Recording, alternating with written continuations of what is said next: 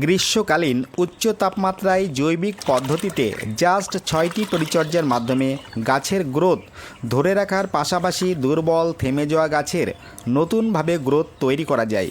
কিভাবে তা সম্ভব চলুন জেনে নেওয়া যাক আজকের ছোট্ট একটি ভিডিও থেকে। আমি সঙ্গে রয়েছি বিশ্বজিৎ, আর আপনারা দেখছেন আপনাদের প্রিয় চ্যানেল বিপ্রো গার্ডেন। শুরুতেই বলবো, এই রকম টিপসমূলক ভিডিও প্রতিনিয়ত পেতে চ্যানেলটিকে সাবস্ক্রাইব করে সঙ্গে থাকবেন। নাম্বার 1, সপ্তাহে একদিন করে টবের মিডিয়াতে 1 লিটার চাউল ধোয়া জল 2 দিন ছায়া কোনো জায়গাতে রেখে দিয়ে 3 ভাগ ফ্রেশ জল মিশিয়ে পরিমাণ মতো গাছের চাহিদা অনুযায়ী মিডিয়াতে ব্যবহার করতে হবে।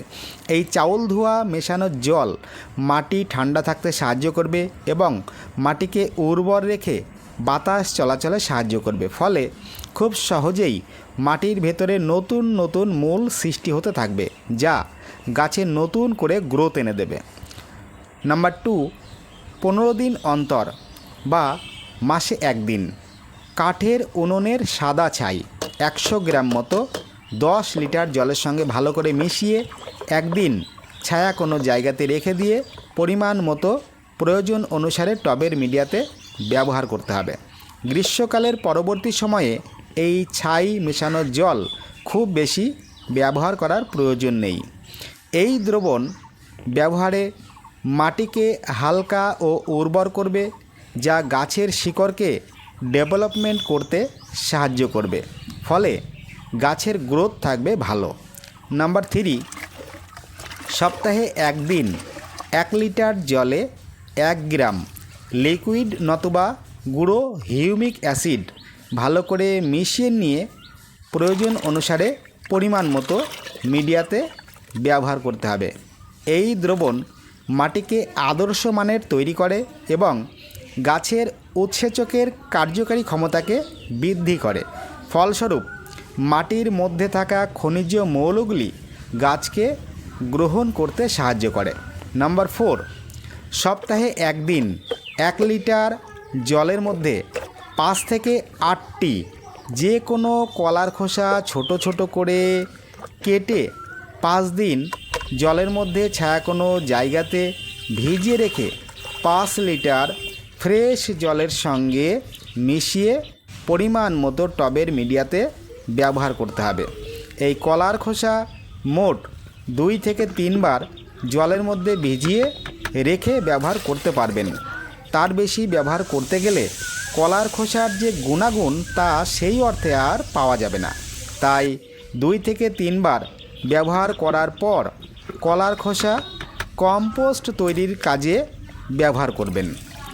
এই দ্রবণ গাছের কাণ্ডগুলিকে শক্তিশালী করবে, ক্যাম্বিয়াম সহ জাইলেম বাহিকার কার্যক্ষমতা বৃদ্ধি করে জল শোষণ ক্ষমতার হার বাড়িয়ে দেবে, যা বাষ্পমোচন হওয়ার কারণে গাছকে এই গ্রীষ্মকালীন আবহাওয়ায় ঠান্ডা রাখতে সাহায্য করবে।